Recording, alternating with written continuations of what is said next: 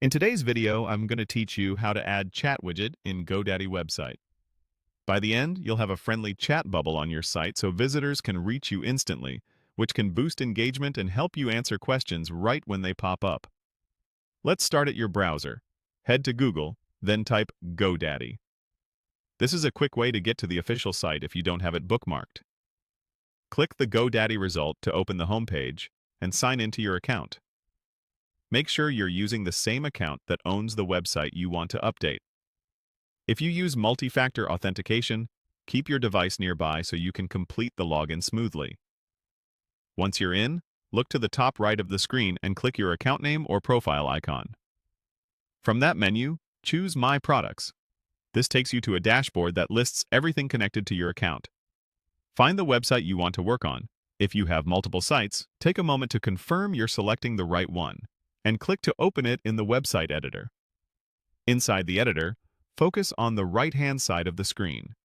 You'll see a panel with tools and widgets you can add to your site. This is where GoDaddy groups features like contact forms, social links, and, in our case, chat.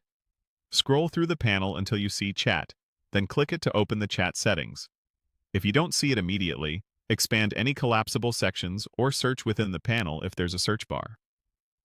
In the chat settings, you'll find a toggle switch to enable the chat widget. Click the toggle to turn it on. When it's enabled, GoDaddy adds a small chat icon, usually in the lower corner of your site, so visitors can start a conversation. This is great for answering quick questions or capturing leads while they're browsing. Before you leave, make sure to save your work. Look for Save Changes and click it. Saving is essential. Otherwise, the widget won't be applied to your site. After saving, you can preview the site to confirm the chat bubble appears where you expect.